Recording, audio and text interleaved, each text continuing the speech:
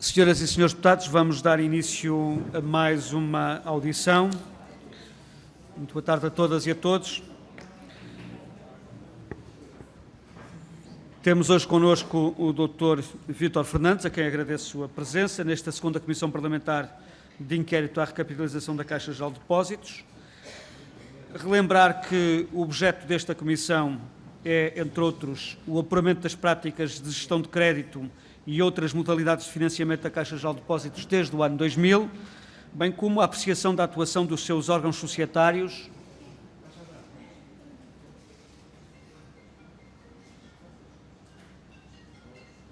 incluindo os da administração, de fiscalização e da auditoria, dos diretores, dos auditores externos, dos governos, bem como dos supervisores financeiros. Gostaria também de relembrar que, à luz do seu regime jurídico, as comissões parlamentares de inquérito têm poderes de investigação próprios das autoridades judiciais, são um instrumento qualificado de controle parlamentar, recolha de informação e esclarecimento de factos, e é através destas comissões parlamentares de inquérito que o Parlamento exerce as suas funções gerais de fiscalização e controle do Governo e da administração pública em defesa do cumprimento da Constituição e das leis. Segundo o regime jurídico aplicável e o regulamento desta Comissão Parlamentar de Inquérito, a Comissão pode convocar qualquer cidadão para depor sobre os factos relativos ao inquérito. A forma dos depoimentos rege-se pelas normas aplicáveis do Código de Processo Penal sob prova testemunhal e o depoimento e a aquisição seguirão a grelha de tempos habitual. Neste caso não haverá uma intervenção inicial por parte do depoente, porque assim me transmitiu essa vontade. Uma primeira ronda de 5 minutos de pergunta e resposta e uma segunda ronda no mesmo modelo. Se for necessário, haverá uma terceira ronda com perguntas até 2 minutos e a resposta final conjunta. A audição será pública, a não ser que, por razões que se justifiquem e que, por razões fundamentadas e justificadas, assim seja necessário, haverá uma ronda final para resposta a perguntas que tenham ou que possam remeter para matérias que estejam sob o direito de reserva ou sigilo bancário. E assim sendo, vamos começar esta audição. Vamos começar esta audição pelo Grupo Parlamentar do Bloco de Esquerda. Tem a palavra a Sra. Deputada Mariana Mortágua. Muito obrigada, Sr. Presidente. Muito boa tarde a todos e a todos. Dr. Vítor Fernandes, eu penso que talvez fosse útil se começasse por nos indicar quando é que entrou para a Caixa e que pelouros e que atividades é que desempenhou desde a altura em que entrou, que penso que terá sido por volta do ano 2000, 2001, mas talvez precisar essas datas e os pelouros pudesse ser útil. Muito boa tarde, senhoras deputadas e senhores deputados.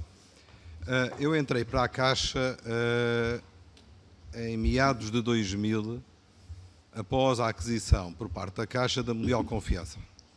Portanto, eu era 2000.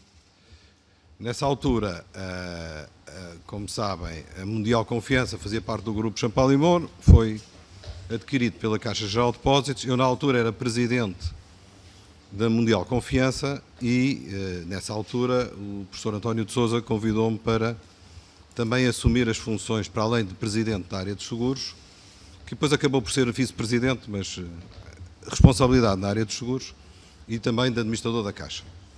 Nessa altura tinha os pelouros dos seguros, naturalmente, e tinha um pequeno pelouro na Caixa que tinha a ver com a gestão dos bens recebidos em dação e pagamento.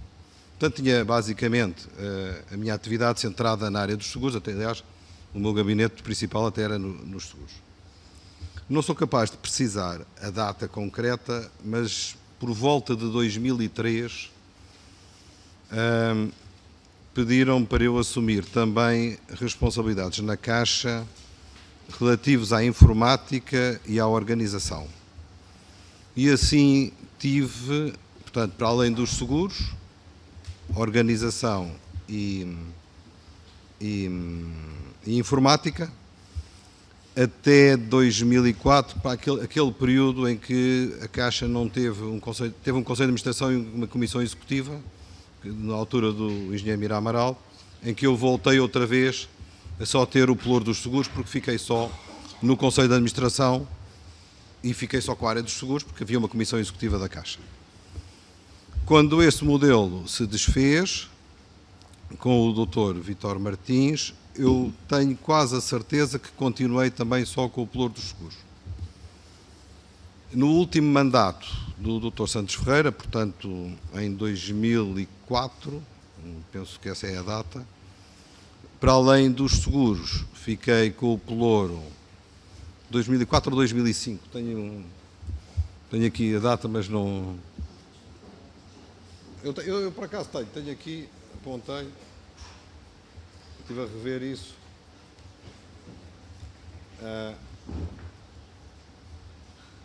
Os pelouros não, as datas, portanto, 2005, agosto de 2005, portanto, com a entrada do Dr. Santos Ferreira, então fiquei com o pelouro dos seguros, que mantive, e gostava de recordar aos seus deputados que nessa altura os seguros tinham crescido porque se tinha comprado a Império Bonança. Fiquei com o pelouro dos seguros, fiquei com o pelouro da informática novamente, dos meios de pagamento, do marketing e do crédito à habitação. E assim fiquei até 2007, até o final de 2007. E foi nessa altura, quando esteve ligado aos seguros do Grupo Champalimau, que conheceu também o Dr. Santos Ferreira, mesmo antes, depois de se ter reencontrado com ele na Caixa, ou não tinha ligação ao Dr. Santos Ferreira?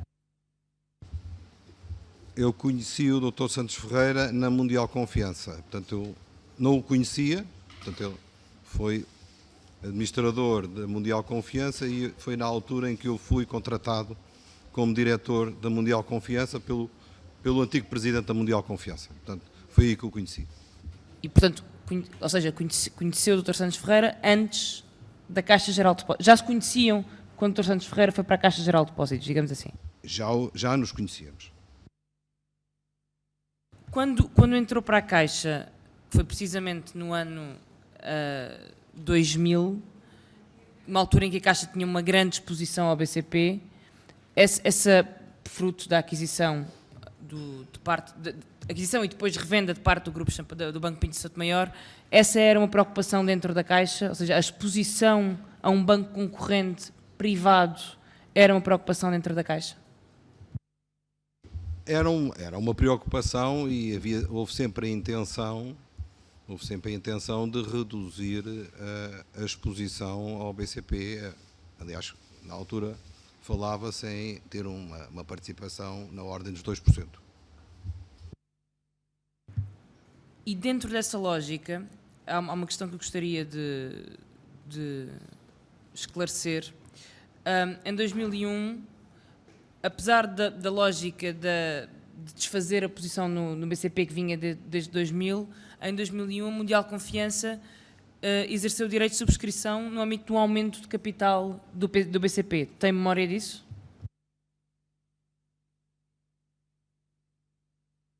Confesso-lhe que não, mas se foi o aumento de capital, normalmente se não acompanhamos o aumento de capital somos diluídos e perde valor, mas não me recordo. E também não tem, e tem memória da discussão sobre a compra da totalidade dos seguros Bonança ao BCP? Ou seja, essa discussão estratégica na Caixa Geral de Depósitos? Sim, isso tem alguma memória, sim. E sabe-nos dizer qual era a lógica que estava por trás desta aquisição? Numa altura em que o BCP precisava também de se desfazer de posições porque estava com problemas financeiros. Bem, tenho bem presente. A ideia na altura foi criar um grupo segurador com dimensão ibérica, forte de dimensão, e ao mesmo tempo aproveitar essa transação para reduzir exposição no BCP. E, portanto, conjuntamente com a transação de compra da Império Bonança, fez-se uma venda de ações do BCP. E a venda de ações do BCP foi feita em mercado ou foi uma venda de ações do BCP coordenada? Foi vendida em mercado. Mas eu isto não tenho presente e também gostaria de esclarecer. Qual foi a contrapartida da compra dos seguros pela Caixa? Foi pago em participações ou foi pago diretamente em cash? Estive a consultar. Não. A Império Bonança custou cerca de 350 milhões de euros, qualquer coisa assim. E quando se fez a transação da Império Bonança, ficou logo combinado, pelo menos a ideia que eu tenho, que nesse momento haveria uma venda organizada de uma percentagem do BCP que eu não sou capaz de precisar. Nesta altura em que a Caixa está a tentar desfazer uma posição do BCP, em que o BCP está a tentar, simultaneamente, embora na altura ninguém soubesse, livrar-se do problema criado com os offshores, com a compra também de ações do BCP, há um administrador do BCP, Góis de Ferreira, que vai pedir um empréstimo à Caixa de 46 milhões para comprar, nem foi comprar, foi refinanciar uma posição no BCP a uma empresa própria. Portanto, ele comprou ele próprio ações do BCP que estavam financiadas no BCP e que agora transitaram para a Caixa. Teve conhecimento desse crédito? Senhora Deputada, não tive conhecimento, como expliquei, os meus pelouros eram fora, quer da área de crédito, quer da área de risco. E, portanto, não tenho memória desse facto.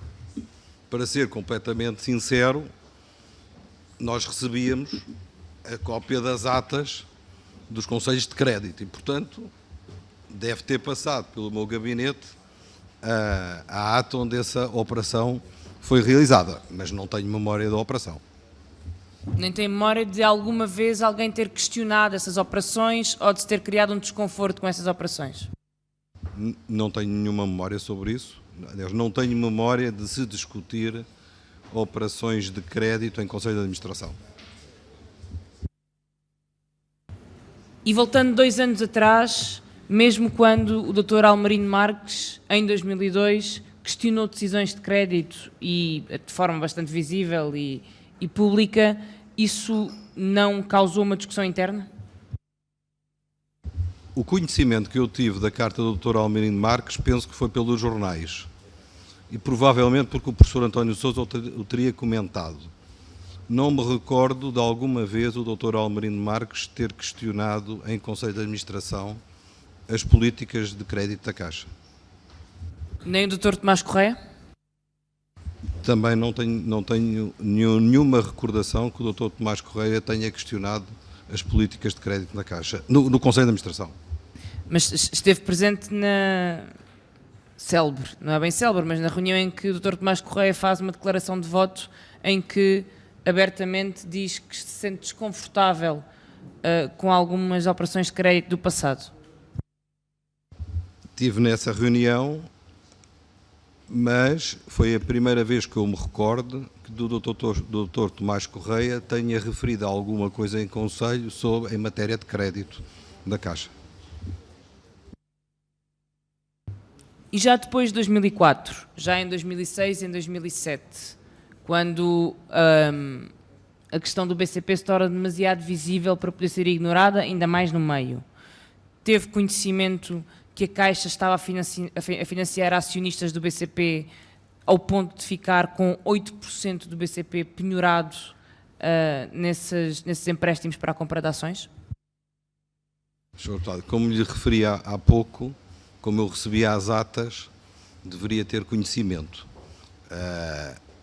Verdadeiramente não me recordo, aliás, penso que não existe nenhuma informação de gestão que tenha circulado na Caixa nessa altura com a exposição indireta que a Caixa tinha ao BCP.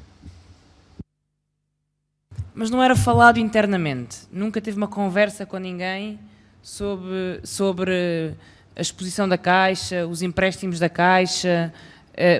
Passou-lhe totalmente ao lado e nunca teve conhecimento que a Caixa fazia estas operações? Eu tenho uma recordação de uma vez ter sido chamado ao gabinete do seu vice-presidente, eu e mais colegas, para falar num eventual financiamento a um cliente para comprar ações do BCP. Aliás, até recordo agora, que foi no segundo semestre, só podia ser no segundo semestre de 2007, porque a cotação já tinha ultrapassado 4 euros. Recordo que foi uma reunião informal em que se pretendeu ouvir a sensibilidade das pessoas que estavam naquela altura no Conselho, ou melhor, no andar da administração, e foi perguntada a opinião se deveríamos fazer uma determinada transação e a opinião foi expressa naquela reunião e a operação não foi feita. E qual foi a razão para não se fazer a operação? Já agora pergunto-lhe quem era o cliente, qual o montante e porquê é que não foi feita? Eu, o cliente, não tenho a certeza absoluta quem era, sei que não era José Berardo, mas não tenho a certeza quem era, a operação não foi feita, muito menos me lembro do montante. Não sei dizer qual é a ordem de grandeza do montante. Eu acho que devia ser qualquer coisa nas dezenas de milhões, mas não eram centenas, calculo, mas não. E isto foi no segundo semestre de 2007, não nos consegue dizer precisamente quando é que aconteceu? Eu só me recordo que uma das razões porque houve uma opinião de não fazer era porque a cotação do BCP já estava muito alta, já tinha ultrapassado os 4 euros e, portanto, fui ver agora quando é que o BCP tinha ultrapassado os 4 euros e, portanto, só podia ser no segundo semestre. Mas tem conhecimento que a Caixa realizou empréstimos para compra de ações BCP mesmo depois disso? Ou seja, deixe-me reformular. O que é que fez com que essa operação causasse uma reunião informal, sendo que outras operações análogas e similares estavam a ser feitas? Porque a razão da reunião, presumo, tinha a ver com outras operações do passado que tinham sido feitas, era mais uma operação e, portanto, eu acredito que o Sr. Vice-Presidente, na altura, quisesse ter algum conforto dos colegas e perguntou qual era a nossa opinião. Recordo-me só quem era o Vice-Presidente na altura. O Dr. Maldonado Gonelha.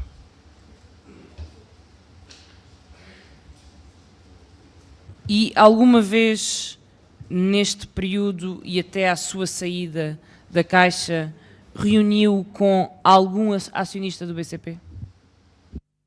Nunca.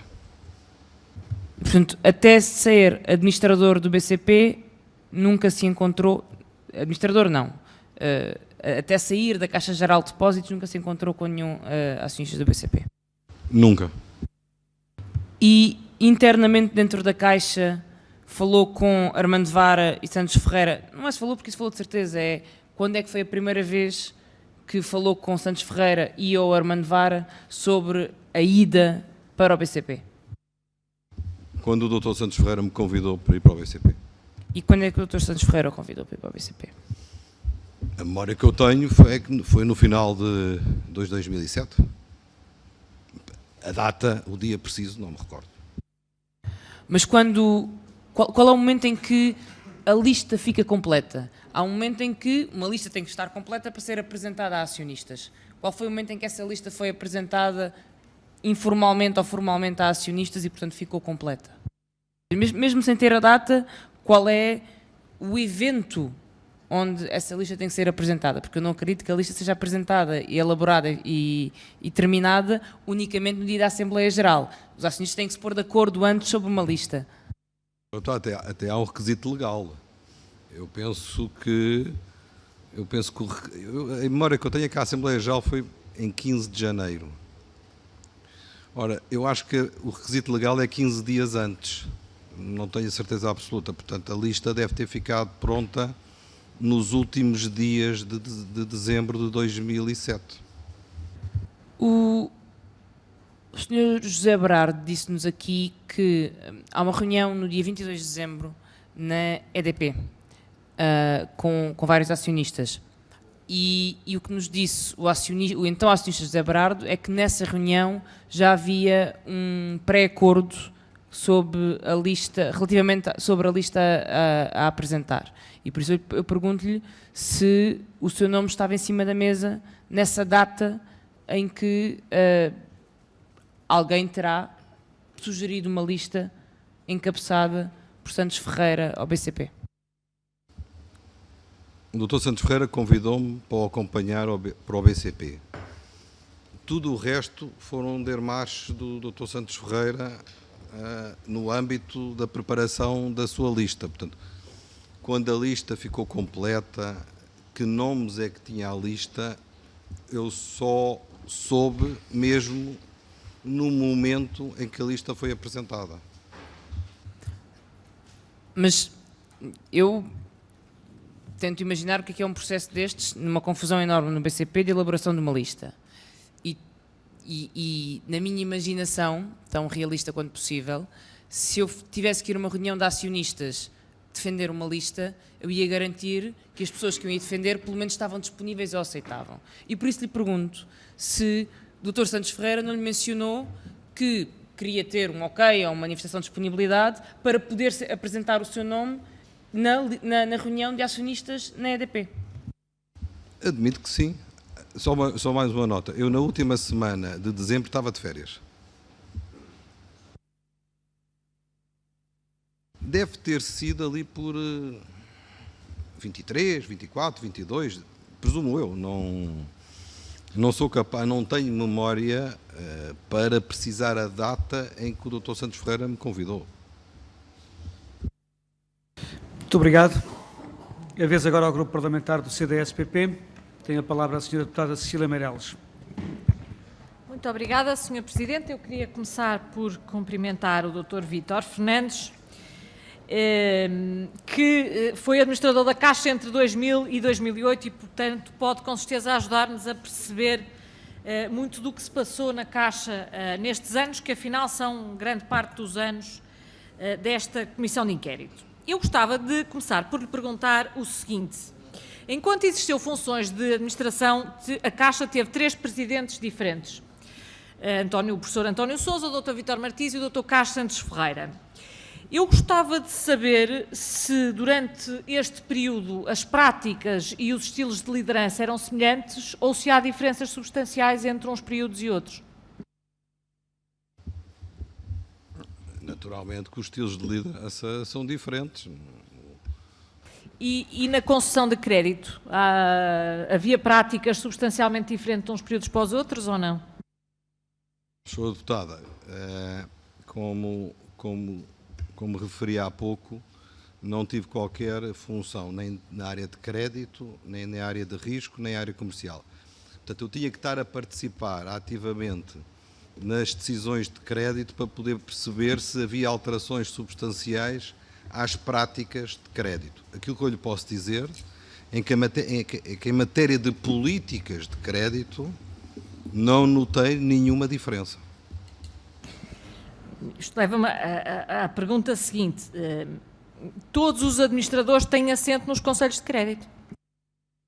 Em teoria, todos os administradores têm assento no conselho de crédito. Em teoria e na prática? Na prática, calculo. Bom, eu tinha funções, como referi à Sra. Deputada, tinha funções na área dos seguros, ainda por cima nos últimos anos, com a integração da Império Brança no grupo, calcula que o meu tempo era bastante passado no Calhariz. Tinha funções na área informática, também calcula que a área informática da Caixa é um pelouro com alguma dimensão, para além do marketing, meios de pagamento e outros. E, portanto, não tinha tempo para me dedicar também às operações de crédito. Portanto, achava que não tinha que ir aos conselhos de crédito, porque então não havia tempo para me ocupar dos meus pelouros. O professor António Sousa disse-nos aqui que havia 2 administradores que normalmente não iam aos conselhos alargados de crédito. É por isso, é por esse motivo que está aqui a descrever? Sabe, é que para nós é importante perceber o funcionamento e é impossível percebê-lo sem fazer estas perguntas, porque como as atas não são justificadas e detalhadas, é muito difícil para nós chegarmos à conclusão de como é que as coisas funcionavam, porque temos apenas vestígios lacónicos escritos. Sr. Deputado, eu estou aqui para responder a todas as perguntas que souber.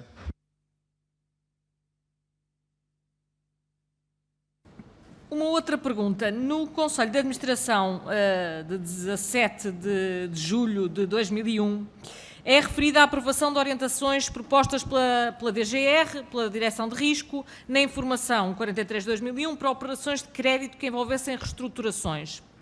E num dos pontos, aquilo que é dito é que, por regra, as empresas do Grupo Caixa não deverão tomar posições de outros credores.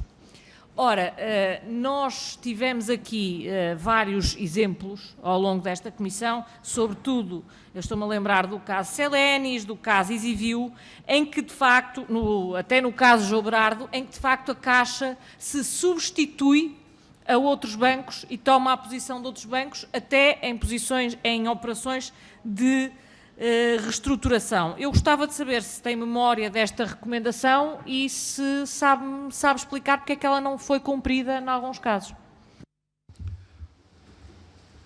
Sr. Deputada, não tenho, mas posso acrescentar que normalmente as normas definem políticas. Depois as políticas têm que ser aplicadas na prática e há, em algumas circunstâncias, exceções à política. É uma situação normal, não pode ser regra.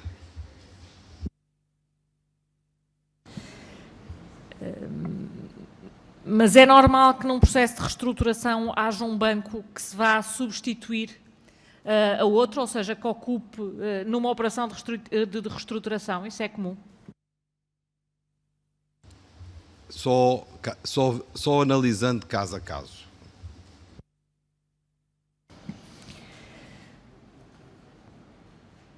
Gostava também de saber o seguinte, nós ouvimos ontem aqui o doutor Tomás Correia e uma das coisas que foi discutida e que já foi mencionada, aliás, aqui hoje, é um célebre Conselho de Administração em que ele fez uma declaração de voto. Eu imagino que se lembre, porque eu creio que as declarações de voto não eram propriamente comuns.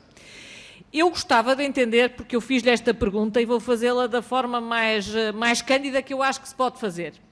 A explicação que ele nos dá é de divergências em relação à concessão de crédito. Eu gostava de saber se lembra destas divergências e de quais eram. E depois, por outro lado, na realidade, aquilo que é descrito na declaração de voto tem a ver com a distribuição de pelouros e com o descontentamento dele face à distribuição de pelouros, que ele interpretou como uma retaliação por ter sido divergente em algumas concessões de créditos. Eu gostava de saber a sua versão do que aconteceu. A única memória que eu tenho dessa ata é precisamente a questão dos pelouros. E como disse há pouco, eu não me recordo que em Conselho de Administração se tivesse discutido anteriormente algum problema ou mal-estar na concessão de crédito da Caixa. Mas na altura lembra-se de ele ter levantado essa questão. Agora, depois de reavivar a memória, sim. E não foi o único. O Dr. Almarindo Marques também, a determinada altura, levanta algumas questões. Isso foi discutido? Como lhe disse, não me recordo, e penso que não. Quando eu digo não recordo, é porque não tenho a certeza absoluta.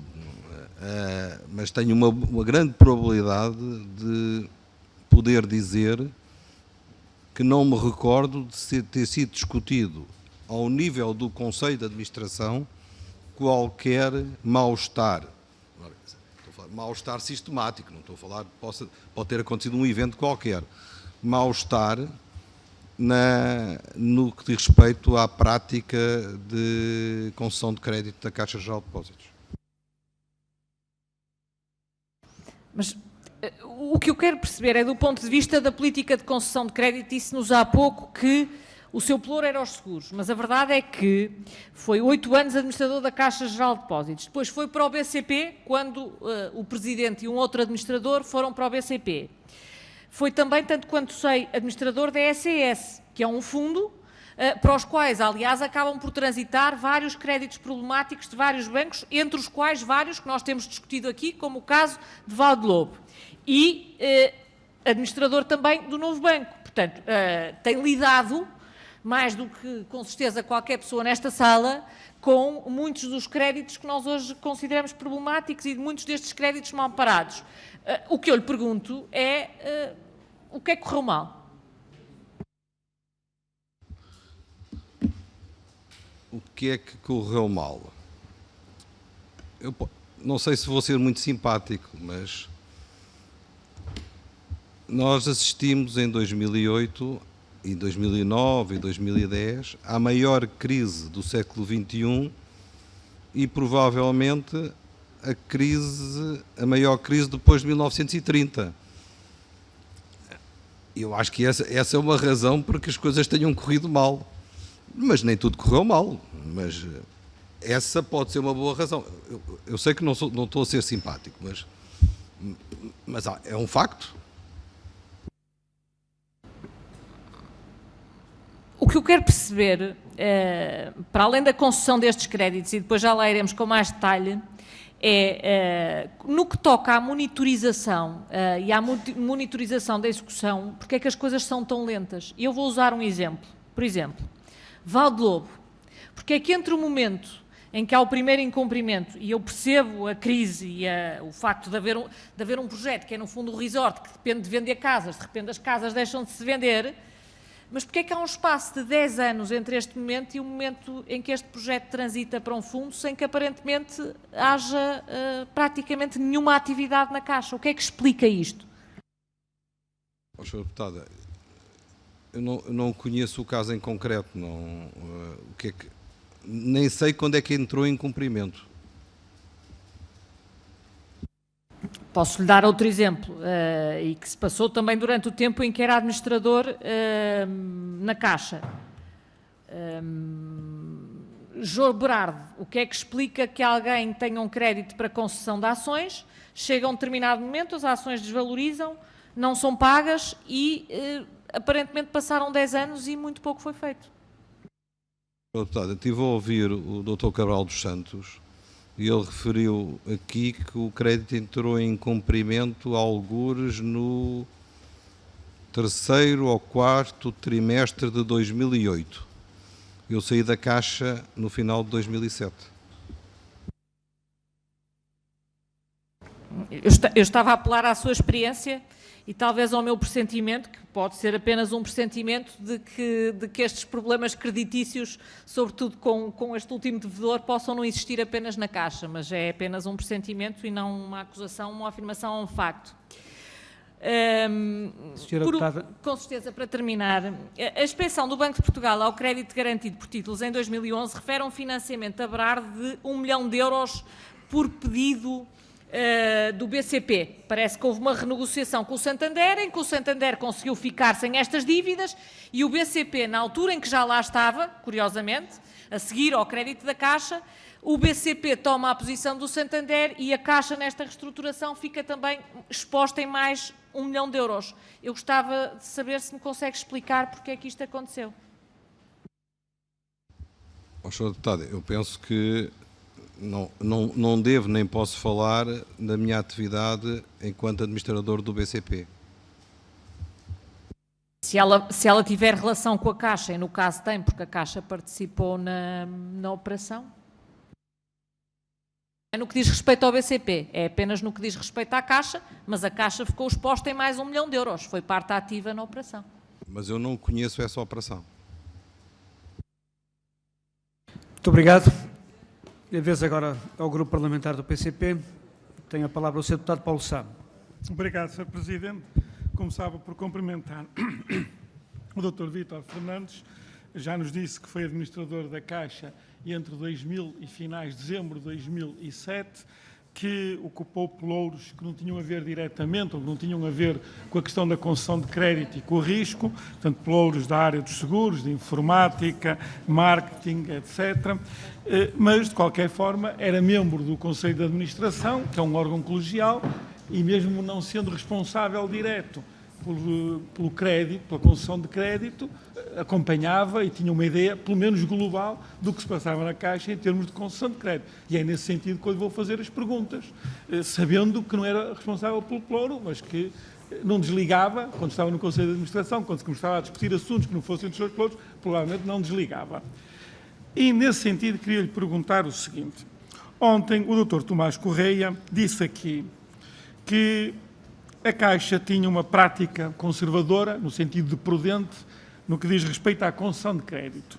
E que por volta do ano 2000, foi nessa altura que ele citou, essa prática começou a perder-se. Ou seja, passou-se de uma prática prudente da concessão de crédito para uma prática menos prudente ou até imprudente. Eu gostava de lhe perguntar se, como membro do Conselho de Administração, se subscrevia esta afirmação do Dr. Tomás Correia. Senhor Deputado, quando nasceu a DGR,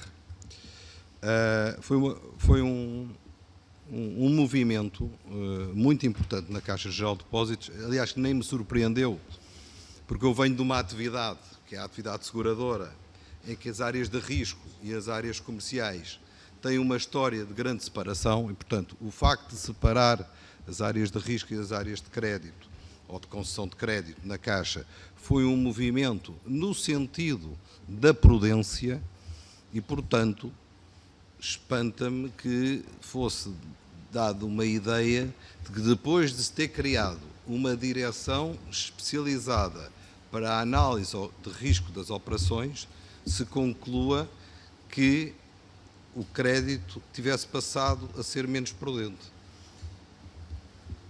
Eu repeti-lhe a afirmação feita ontem nesta comissão pelo Dr. Tomás Correia, apenas queria saber se, como membro do Conselho de Administração, subscrevia esta matéria, esta afirmação.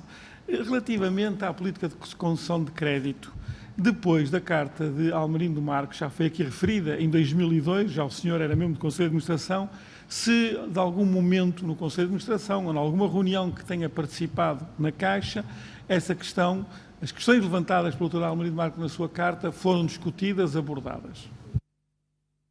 Sr. Deputado, eu não tive conhecimento da carta e também tive a ver aqui a inquirição ao professor António de Sousa e, tanto quanto eu me recordo, ele também disse que não conhecia o teor da carta. Mas não teve conhecimento, mesmo indireto, do conteúdo da carta, das questões que eram abordadas na carta? Portanto, isto passou completamente despercebido? Não li, nem vi a carta. Mas é estranho, eu vou ter que insistir, porque há um Conselho de Administração com vários administradores, há um administrador que a certa altura escreve uma carta e vai falar com o supervisor e com o Presidente da República, dizendo que há problemas com a concessão, com o risco, a assunção de risco na Caixa. Os restantes administradores nem sabem disso, não leem as notícias, não comentam, não há nenhuma discussão sobre isto. Foi comentado, mas não se conhecia o teor da carta.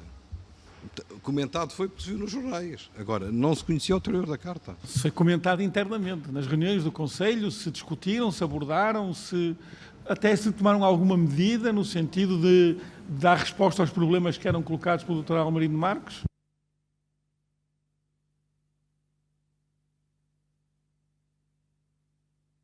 Sr. Deputado, eu aquela carta até me surpreendeu, porque o Dr. Almerindo Marques nunca foi a nenhum conselho de crédito.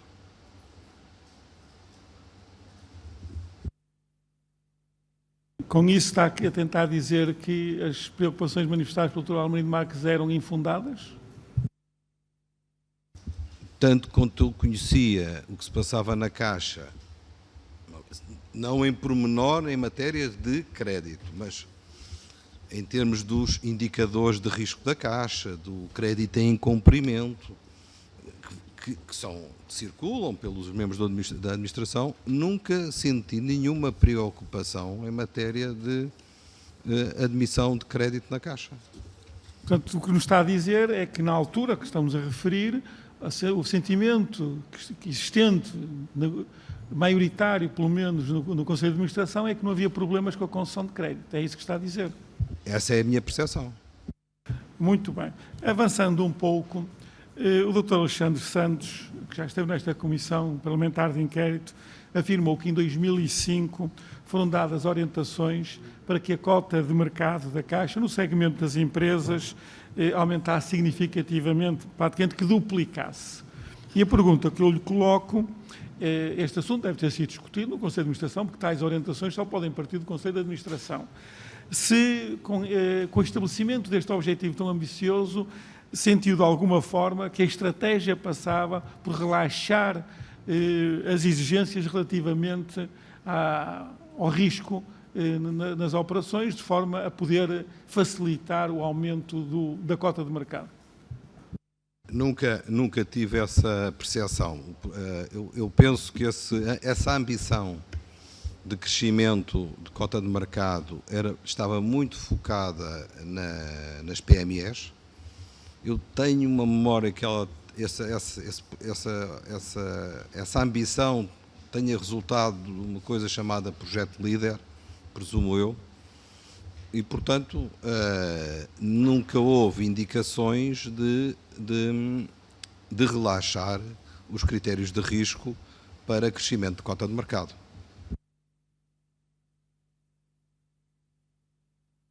Muito bem. O Dr. Vasco Orei, que também esteve nesta Comissão Parlamentar de Crédito, disse a certa altura algo como o risco não era propriamente um órgão amado na Caixa Geral de Depósitos, e aliás ainda ontem tivemos o Dr. Tomás Correia, que por outras palavras disse basicamente o mesmo.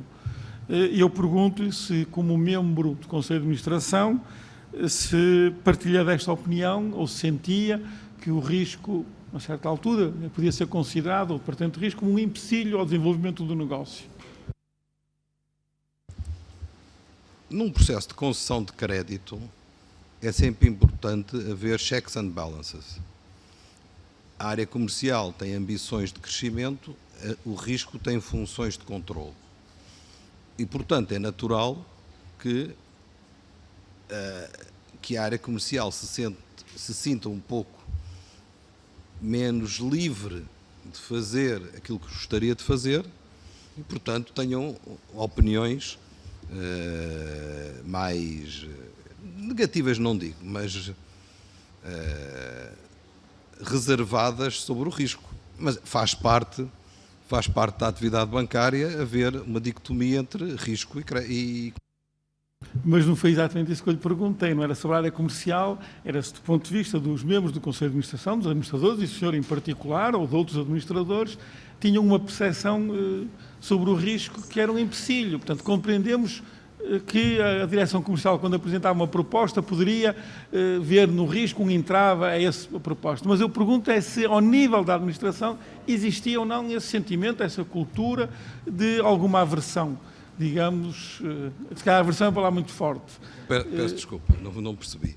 Não havia, e da minha parte nenhum, como referi, venho de um setor em que as áreas de riscos tradicionalmente estavam sempre separadas das áreas comerciais e, portanto, vivi muitos anos com esse tipo de relação e não tinha nenhuma percepção que houvesse, ao nível do Conselho de Administração, um problema pelo facto de existir uma direção de risco. Não tendo pelouros nesta área, o senhor, nos períodos em que esteve na Caixa, foi um período relativamente extenso, quase de 8 anos, participou em reuniões de Conselho de Crédito ou Conselho Alargado de Crédito? Participei, mas em muito poucos. Essas poucas reuniões em que participou, teve essa percepção de que o risco era desvalorizado, desconsiderado, mal amado? Pedia-lhe um esforço para se lembrar?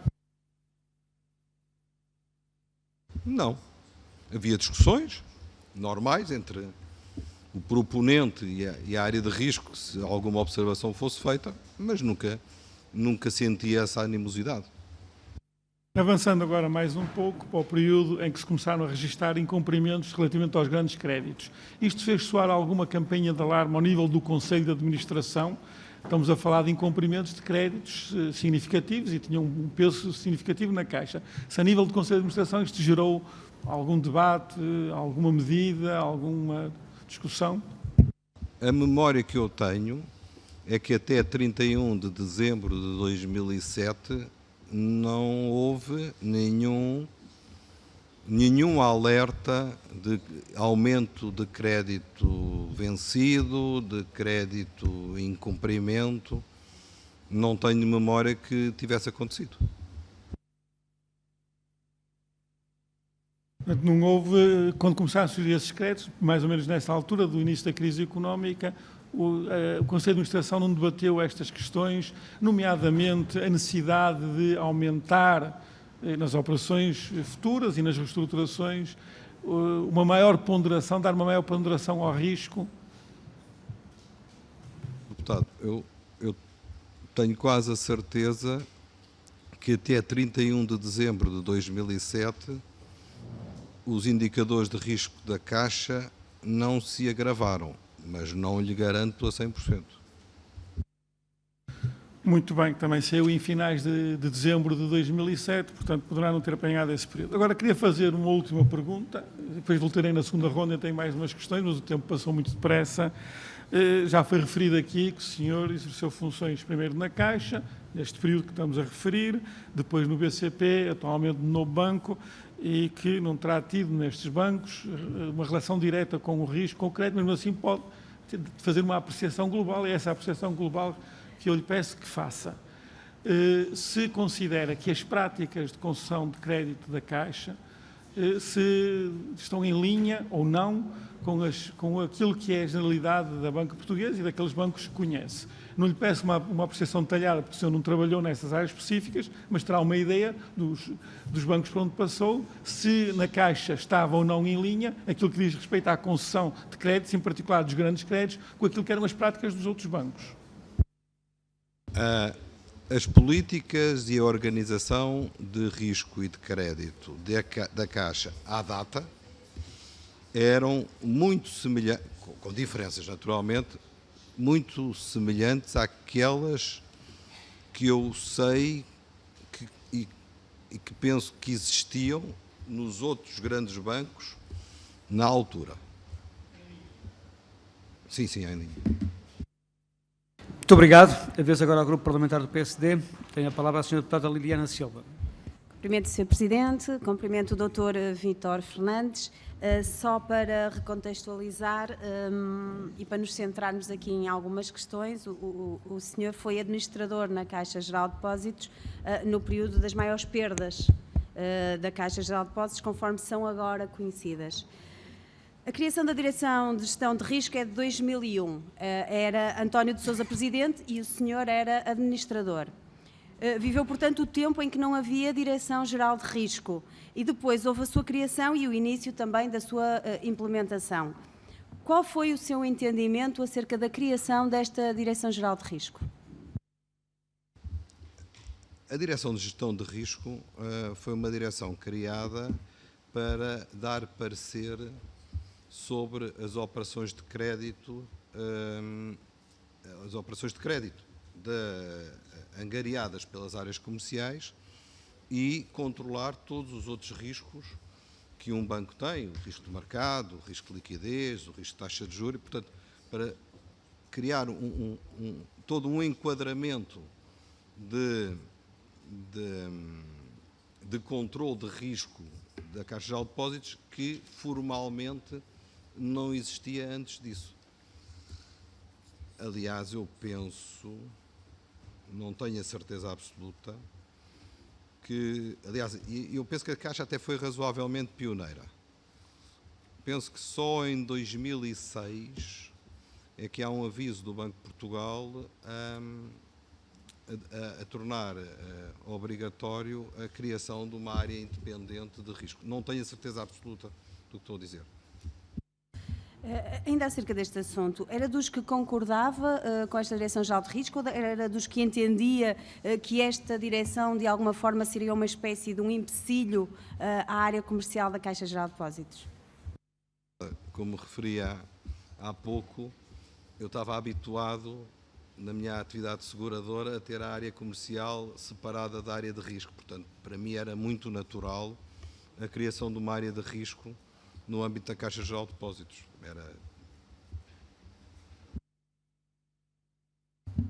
António de Sousa disse-nos aqui que, e passo a citar, estávamos no auge de uma certa não aceitação da Direção-Geral de Risco na Caixa Geral de Depósitos, havia bastantes casos em que a Direção-Geral de Risco não dava parecer favorável e as pessoas que trabalhavam há muitos anos na Caixa Geral de Depósitos, como o Dr. Tomás Correia, não estavam habituadas a isso. Havia tensão sobre esta matéria. Fim de citação. Era mesmo assim? Sra. Deputada, se havia tensão era ao nível dos conselhos de crédito, com os quais eu raramente ia. Nos poucos que fui, não senti essa tensão. Há sempre uma natural troca de opiniões entre áreas comerciais e áreas de risco, mas isso não é tensão, isso faz parte do processo decisional. Agora, passando aqui para um outro período, e como eu também já disse há pouco, o senhor foi um ator e testemunha privilegiado de um período menos bom, digamos assim, da Caixa Geral de Depósitos, no que ao nível de operações ruinosas diz respeito, como eu já há pouco frisei. Um dos diretores que aqui passou disse-nos que, de todas as administrações com quem trabalhou, foi a de Santos Ferreira a que mais interveio nos processos. Pode-nos descrever as diferenças, se as conhecer, se no seu entender existiam, claro, entre as duas administrações ao nível da concessão de crédito? Deputada, eu não me quero repetir, mas se isso aconteceu foi ao nível dos conselhos de crédito. Se eu não ia aos conselhos de crédito na maioria, raramente ia aos conselhos. E como disse, naqueles conselhos de crédito onde fui, não senti essa tensão tão forte. Mas também fui a muito poucos, portanto... Nem ninguém lhe fez saber de nenhum tipo de tensão, para além dessas reuniões mais formais, de uma forma mais informal? Não.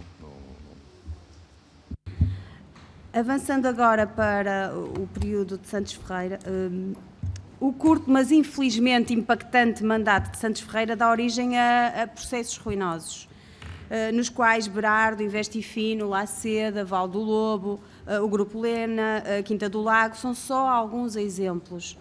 O senhor nunca teve noção do que se estava a passar na Caixa relativamente a estas situações? Em momento algum?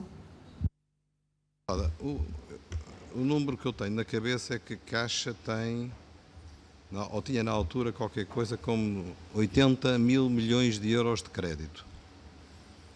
70 e tal mil milhões. Esses créditos são volumosos, tanto quanto eu não sei se representam 1% do crédito da Caixa. Certo. Só puxando um pouco atrás, que ficou aqui uma dúvida, e porque também já foi falada aqui a questão da carta de Almerindo Marques, mas não querendo voltar a repetir a questão da carta, alguma vez o Dr. Almerindo Marques mostrou algum desconforto no relacionamento entre a Direção-Geral de Risco e a Direção Comercial e a atuação de ambas no Conselho Alargado de Crédito? Nem que tenha sido de forma informal. Não tenho nenhuma memória disso.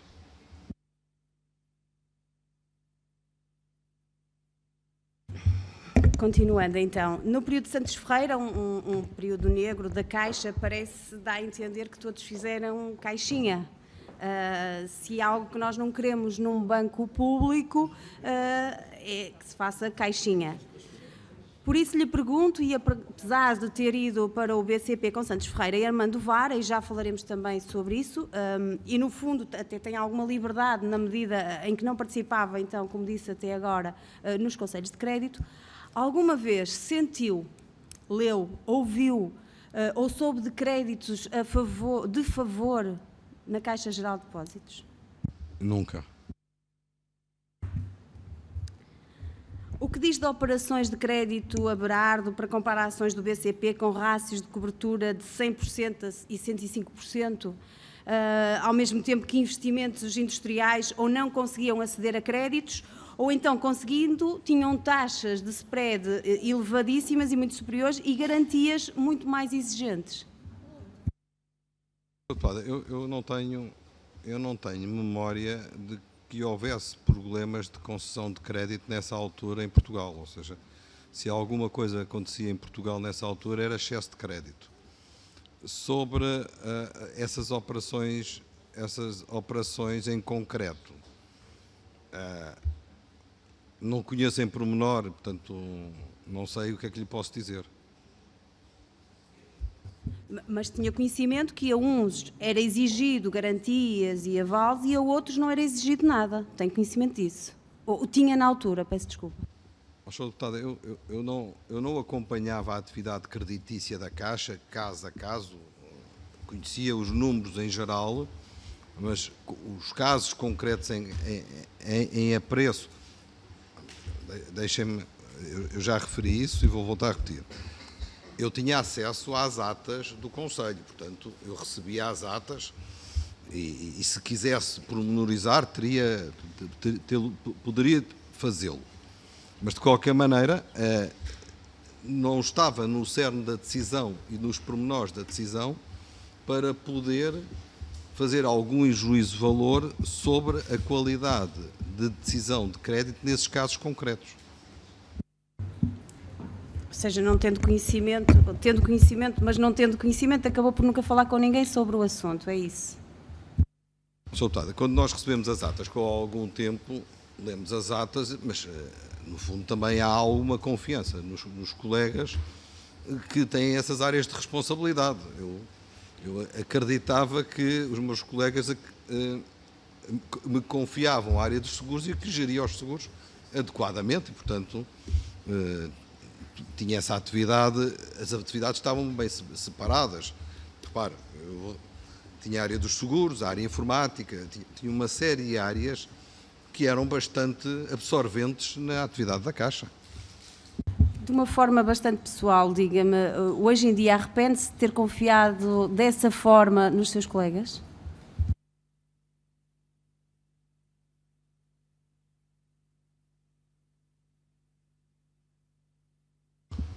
Sr.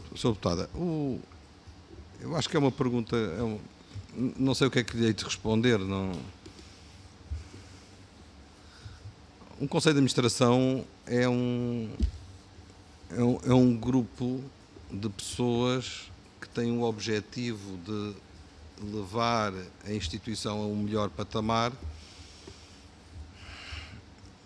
Eu acho que a questão se põe de confiar ou não confiar.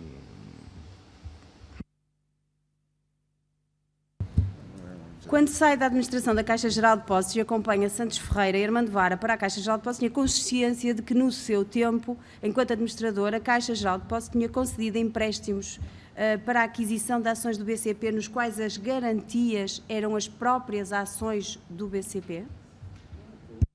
No início tive conhecimento de algumas operações, não por ter participado na decisão, mas creio que nunca vi nenhuma informação de gestão que identificava todas as operações e indicava qual a percentagem que a Caixa tinha indiretamente ou tinha financiado ações do BCP.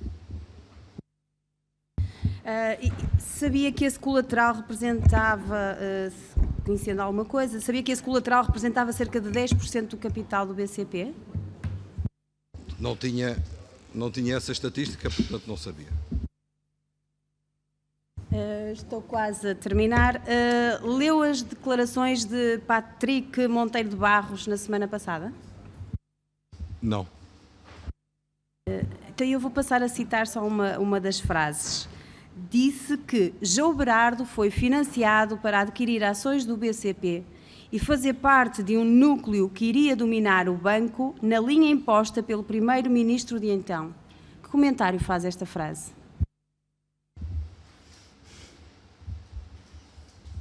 Acho que não merece comentário nenhum. Eu vou insistir com uma outra frase. Patrick Monteiro de Barros diz ainda e refere que essa estratégia de Sócrates passou por, e cito, colocar no BCP os seus homens de confiança que saíram da Caixa para o BCP. Revê-se nesta afirmação? Sra. Deputada, não conheço pessoalmente o engenheiro Sócrates. Acho que nunca estive em nenhuma reunião, acho que não tenho a certeza que não tive em nenhuma reunião com o engenheiro Sócrates. Se alguma vez me cruzei com o engenheiro Sócrates, terá sido numa inauguração qualquer, não faço ideia. Num ato público, mas nem isso me recordo. Portanto, eu ser pessoa de confiança do engenheiro Sócrates, não sei como. É tudo, Sr. Presidente. Muito obrigada. Muito obrigado, Sr. Deputado. É vez agora ao Grupo Parlamentar do PS. Tem a palavra o Sr. Deputado João Paulo Correia. Obrigado, Sr. Presidente. Queria cumprimentar o Dr. Vítor Fernandes. Queria trazer para aqui outro assunto que ainda não foi abordado nesta audição. Quando foi a primeira vez que ouvi falar do bolo de escarabela? Logo nas primeiras reuniões de Conselho da Caixa em que estive presente. E quem é que colocou o assunto nessa reunião do Conselho de Administração? Ou foi o professor António de Sousa ou foi o Dr. José Ramalho. Ou foi o professor António de Sousa ou o Dr. José Ramalho. E o que é que se recorda dessa reunião sobre este tema? Nessa reunião não me recordo. Recordo-me do tema. Da reunião específica não me recordo. Isso deve ter acontecido há 19 anos. Sim, mas não é propriamente um processo vulgar. Foi o maior processo mais ruinoso da história da Caixa Geral de Depósitos. Eu vou-lhe colocar questões mais à frente e não me parece que isso lhe tenha escapado da memória.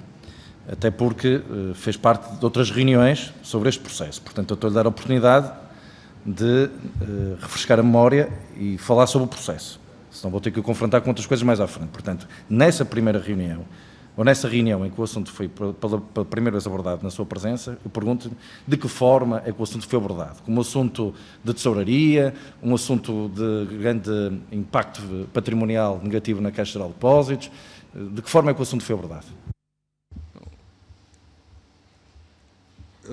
Sr. Deputado, eu só estava a responder porque estava a especificar uma reunião em concreto.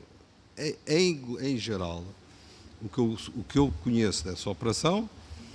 Não estou a perguntar o que conhece. Eu fiz uma pergunta objetiva. De que forma é que o assunto foi colocado nessa reunião? Sr. Deputado,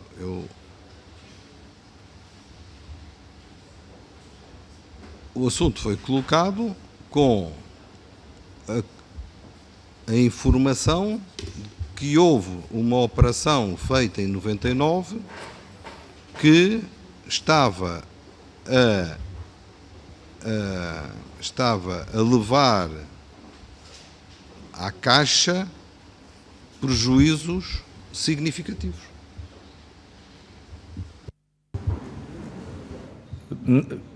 Nas sucessivas reuniões que tiveram sobre esta operação de bolo de escarabela, certamente que procuraram saber, nomeadamente, quem é que assinou o contrato. Sabe quem assinou o contrato do bolo de escarabela? Não sei. Nessa reunião tinham a noção da dimensão primeiro do prejuízo e depois da imparidade que este processo ia registrar? Nas primeiras reuniões sabíamos que tinha sido uma transação complexa que tinha um risco muito alto e que, portanto, poderia levar a prejuízos significativos no futuro. O Dr. António de Sousa, na audição, nesta Comissão de Inquérito, na sua audição desta Comissão de Inquérito, respondeu uma pergunta sobre o tema, dizendo que o Dr. João Salgueiro não sabia certamente o que estava a assinar. Provavelmente o contrato foi assinado pelo Dr. João Salgueiro. Mas depois de ter, certamente, porque tendendo à gravidade do assunto, estamos convencidos que os administradores da Caixa que herdaram esta operação, no seu caso, no caso do Dr. Tomás Correia, foi também participante na decisão e depois foi herdeiro da mesma, mas no seu caso foi só herdeiro da decisão, da anterior administração, certamente que aprofundaram em várias reuniões, e temos aqui essas evidências na documentação fornecida pela Caixa, aprofundaram o seu conhecimento sobre a operação. Corrobora a afirmação do Dr. António de Sousa? Acha que a anterior administração não tinha noção completa daquilo que estava a contratar em nome da Caixa Geral de Depósitos?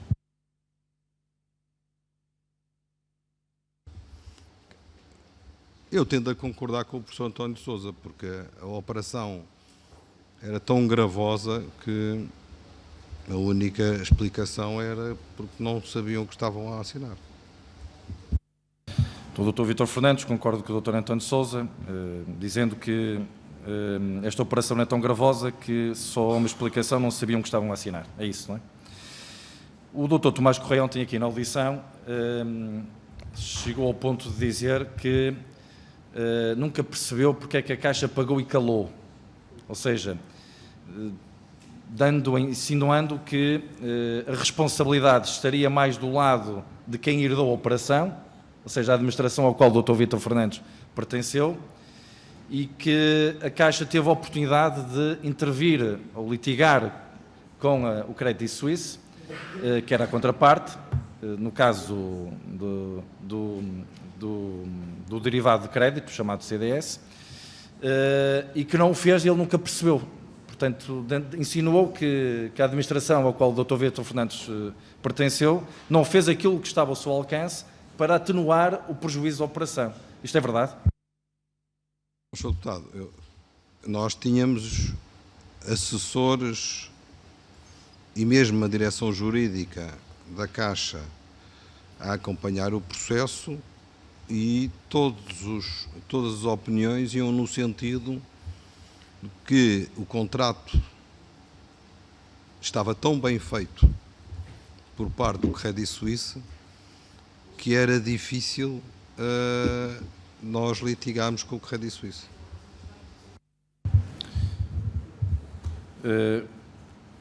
E é legítima a sua afirmação de agora, entra um pouco em contradição com aquilo que o Dr. Tomás Correia disse aqui ontem, mas não era por aí que eu queria agora prosseguir o tempo que me resta. Numa carta enviada pelo Dr. António Sousa, em 27 de junho de 2002, à Sra. Ministra das Finanças, a certa altura, sobre o processo Botos-Carabela, uma carta só sobre este processo, uma das várias cartas que a administração à qual pertenceu enviou ao Governo, diz o Dr. António Sousa, e passo a citar: na sequência da deliberação de dezembro de 2000, a Caixa Geral de Depósitos incitou negociações com o Credit Suisse para revisão do contrato assinado em dezembro de 99, tendo como objetivos limitar o grau de discricionariedade e os riscos assumíveis na gestão da pool de créditos e aumentar a informação disponibilizada à Caixa sobre o pool e sua gestão, visando, em última instância, tornar a estrutura mais líquida e criar condições para a sua eventual alienação. Estava descortinada aqui uma hipótese de intervir neste processo. Prossigo, citando: as negociações estenderam-se durante o ano 2001, durante todo o ano 2001, envolvendo por parte da Caixa as áreas financeiras, de gestão de risco e jurídica e ainda os serviços de escritórios de advogados em Portugal e na Inglaterra. O processo revelou-se muito difícil, dada a fraqueza da posição negocial inicial da Caixa e a complexidade da documentação jurídica envolvida. Aqui o Dr. António Sousa, em nome da administração da Caixa, dá a entender de facto que o contrato é muito rígido e que a Caixa tem uma posição muito difícil relativamente ao Credit Suisse, mas aqui percebemos que houve de facto intervenção das áreas financeiras e da área de gestão do risco jurídico. Recorda-se que tipo de intervenções é que ocorreram? Que tipo de pareceres, de consultas é que foram feitas a essas direções? Não me recordo, mas essa carta só corrobora aquilo que eu disse anteriormente. E já agora, como acabou de ouvir, a Caixa socorreu-se de serviços de escritórios de advogados em Portugal e na Inglaterra para tentar negociar com o Credit Suisse. Quem foram estes escritórios de advogados, quer em Portugal, quer na Inglaterra?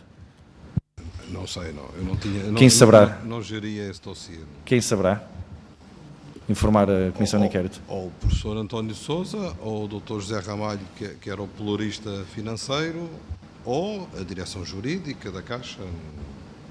Aliás, eu até penso que o contrato, eu não tenho a certeza, o contrato era de jurisdição inglesa. O contrato seria de jurisdição inglesa, é isso?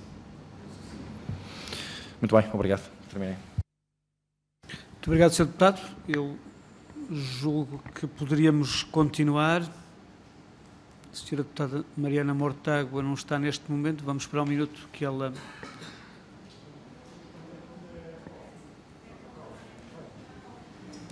Vamos ter então que... Já não vem? Podia-nos ter dito que... Temos duas alternativas. Ou suspendemos os trabalhos... está ali.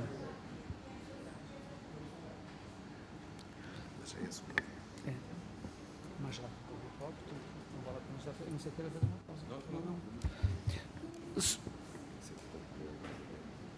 Sim, só estou a dizer para interromper. Deputada Mariana Mortágua, podemos iniciar já a segunda ronda? Eu, na realidade, Sr. Presidente, só tenho uma pergunta para fazer, é muito breve. Era Ok. apelar à memória... Tem a palavra. Obrigada. Apelar à memória do Dr. Vítor Fernandes. Há numa ata do Conselho de Administração, elas estão truncadas e nós não sabemos o que é que realmente se passou. Eu, na realidade, estava à procura da data concreta, está aqui alguns, aliás, está aqui.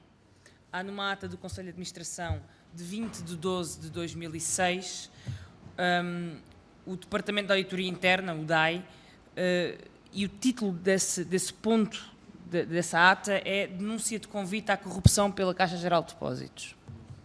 Não percebi. Numa ata do Conselho de Administração do dia 20 de 12 de 2006, e nós temos as atas, mas elas estão truncadas, há um título que diz DAI, Denúncia de Convite à Corrupção pela Caixa Geral de Depósitos.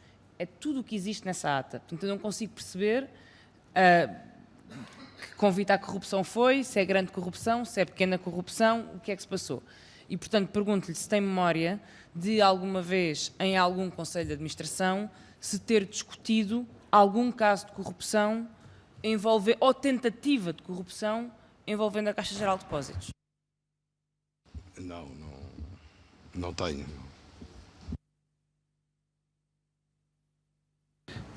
Muito obrigado, Sr. Deputada. A vez agora ao Grupo Parlamentar do CDS-PP, não vai... Então, é a vez do Grupo Parlamentar do PCP. Tem a palavra o Sr. Deputado Paulo Santos. Também era relativamente rápido. Eu queria voltar a uma questão que já foi abordada, que são as operações de concessão de crédito para compra de ações, em que as garantias são as próprias ações. O Dr. Vítor Fernandes já nos disse que no segundo semestre de 2007, não conseguindo precisar exatamente quando, foi chamado ao gabinete de vice-presidente para discutir um destes empréstimos, que acabou por não se concretizar e que envolvia umas dezenas de milhões de euros. O empréstimo era da ordem dos dezenas de milhões de euros. A pergunta que eu tenho que fazer não é sobre este caso específico, já falou, é em geral qual era o clima, a cultura reinante na Caixa relativamente a este tipo de operações. Eram operações desta natureza, em que se emprestava dinheiro para que alguém comprasse ações, em que as garantias eram as próprias ações. Qual era, no Conselho de Administração, a opinião geral, o sentimento, o espírito relativamente a este tipo de operações, consideradas normais, consideradas operações arriscadas, que deviam ser evitadas? Qual era a percepção que recolheu sobre esta matéria? Sr. Deputado, como referi há pouco, nós não discutíamos casos concretos de crédito em Conselho de Administração. Mas posso lhe dizer, financiamento para compra de ações é uma prática mundial, não é só portuguesa. Eu penso que deve haver poucas OPAs por esse mundo que não são financiadas. Com isso está a dizer que, sendo uma prática normal a nível mundial, era também considerada na Caixa, nessa altura, uma prática normal e, portanto, não se colocava qualquer tipo de restrições, a não ser aquelas que decorressem da análise da área comercial, caso a caso. O financiamento, a compra de ações ou compra de participações financeiras é uma prática, era uma prática na Caixa, penso que era uma prática noutros bancos e hoje continua, em algumas circunstâncias, a financiar essas ações. Muito bem, agradeço a resposta. Outra questão, nesta comissão de inquérito, o professor doutor Eduardo Paes Ferreira disse a certa altura que o Sr. José Brardo tinha um tratamento especial à margem das regras. Eu pergunto-lhe se, de algum momento, se apercebeu disto e em que circunstâncias. Não me apercebi. Aliás, nem conhecia o recomendador José Barardo. Mesmo não conhecendo, podia ser apercebido que ele tinha um tratamento especial, daí a pergunta. Muito bem, passando então em frente, nesta audição também o Dr. Manuel Oliveira Rego, que foi ex-revisor oficial de contas da Caixa, disse que reportava problemas que se passavam na Caixa, nomeadamente ao nível da concessão de crédito à tutela.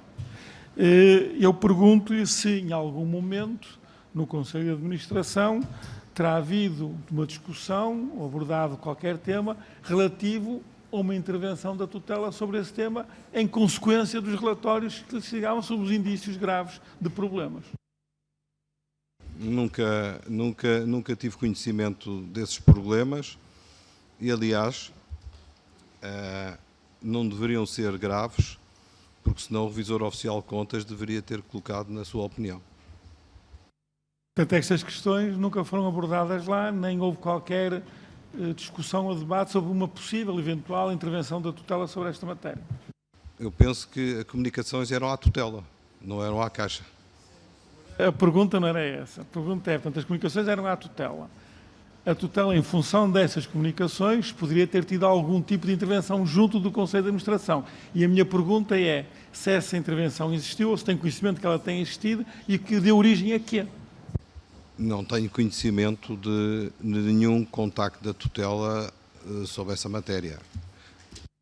Muito bem, última pergunta. Já respondeu parcialmente, mas fiquei insatisfeito com a resposta. Relativamente Pode tentar outra vez. Quando lhe perguntaram quem é que falhou, o Sr. Dr. Vítor Fernandes referiu-se à crise. Que a crise correu em 2007, 2008, foi a maior, provavelmente, disse, desde 1930, nos últimos 80 anos. Obviamente que a crise afetou o sistema financeiro, o sistema bancário, mas não terá umas costas tão largas que possa assumir toda a responsabilidade do que aconteceu. Haverá causas internas também na Caixa Geral de Depósitos e noutros bancos. Nós estamos aqui na Comissão Parlamentar de Inquérito da Caixa Geral de Depósitos. Portanto, sem prejuízo do papel que a crise tenha tido e sem menosprezar o impacto da crise, eu pergunto-lhe, internamente, na Caixa, o que é que falhou para que se tivessem registado prejuízos tão elevados que, na amostra que é considerada no relatório da EY, ascendem a quase 2.000 milhões de euros, 1.760 na amostra da EY. Portanto, aceitando a sua resposta, remetendo para a crise alguma responsabilidade, eu pergunto se não encontra também falhas a nível interno nos procedimentos, nas pessoas, na organização, na estrutura interna da Caixa, que também ajuda a compreender perdas tão avultadas que, em última análise, acabam por ser pagos pelo contribuinte, daí também a importância desta questão de apurar quem falhou para evitar no futuro que isto se repita. Sr. Deputado, depois da crise de 2008, 2009 e depois até mais tarde, todos os processos de crédito e de risco na banca global foram alterados. Todos. Em todo o mundo, em Portugal, hoje as regras de controle de risco, de definição de apetite de risco, de sistemas de segregação de funções, tudo isso foi completamente alterado. Completamente. Até 2007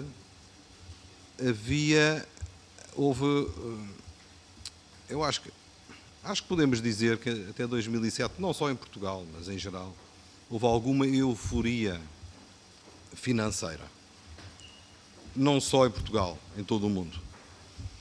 E essa euforia teve consequências. E também teve consequências na Caixa.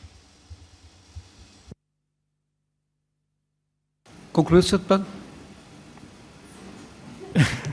A pergunta não era bem a resposta que esperava, não era bem essa. É que, reconhecendo o impacto da crise financeira, neste e noutros bancos, pudesse tentar identificar, com a experiência que teve na Caixa, num período relativamente alargado de 8 anos, se consegue identificar, para ajudar esta comissão de inquérito, outras falhas ou outros fatores que tenham contribuído para esses prejuízos. O Sr. Doutor optou por me falar novamente da crise, eu agradeço, mas eu pergunto, insisto, além da crise, e sem menosprezar o impacto da crise, consegue, com a sua experiência de 8 anos na Caixa, naquele período, identificar outros aspectos onde houve falhas, ou dirá, a culpa é toda da crise, dentro da Caixa foi tudo perfeito, nada falhou? Sr. Deputado, naturalmente não é tudo perfeito, nenhuma organização é perfeita. Na altura, como eu já referi, a Caixa tinha uma organização de risco em linha com as práticas e as estruturas de risco dos outros bancos. E, portanto, não foi por deficiente modelo de risco e de admissão de risco e de controle de risco que as perdas ocorreram. Agora, as políticas são postas em prática por pessoas. E as pessoas, os seres humanos, em algumas circunstâncias falham. Pode identificar quem, digamos, essas falhas humanas, pode identificar quem é que as cometeu, em sua opinião, e que seja na origem ou que tenha contribuído para estes prejuízos tão avultados?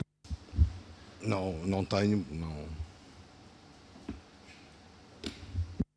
Sr. Presidente, assim sendo, não tenho mais questões a colocar. Obrigado. Muito obrigado, Sr. Deputado. A vez agora ao Grupo Parlamentar do PSD. Tem a palavra o Sr. Deputado Virgílio Macedo.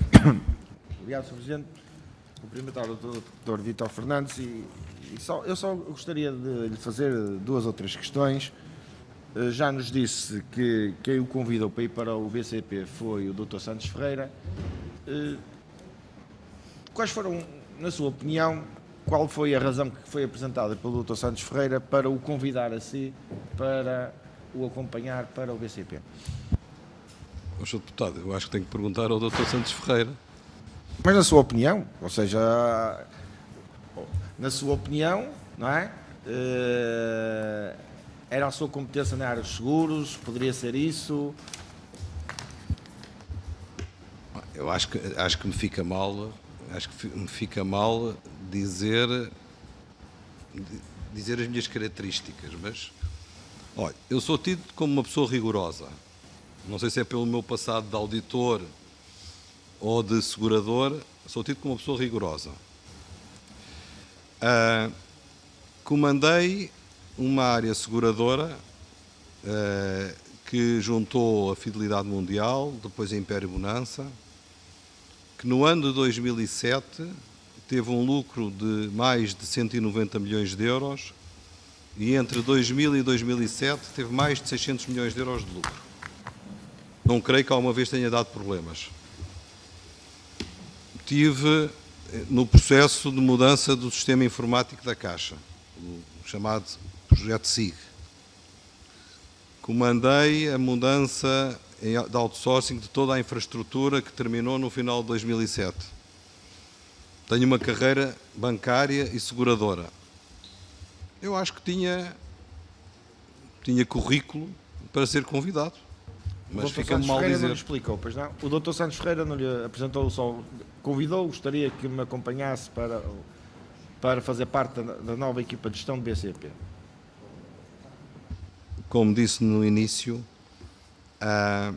eu trabalhei com o Dr. Santos Ferreira na Mundial Confiança durante 6 ou 7 anos, portanto, conhecia-me há bastante tempo. Só mais uma questão, não tanto já diretamente com esta audição, mas para antecipar outras que iremos ter no futuro. Também poderia depois fazer. Quais eram os pelouros que o Dr. Armando Vara tinha na Caixa Geral de Depósitos? Lembra-se? Eram pelouros fundamentalmente na área comercial, penso. A área comercial tinha a Direção de Empresas Sul, acho eu. Direção de Empresas Sul? Penso que sim, acho que era Empresas Sul. Tinha a comunicação, calculo, acho eu. Não recordo. Muito bem, Sr. Presidente, era só. Muito obrigado, Sr. Deputado. Assim sendo, e o Partido Socialista não intervindo nesta segunda ronda e deduzindo eu que não haverá pedidos de intervenção para uma terceira ronda, damos por concluída esta audição. Agradeço mais uma vez a presença do Dr. Vítor Fernandes e nós teremos uma nova audição amanhã às 17 horas. Muito obrigado, boa tarde a todas e a todos.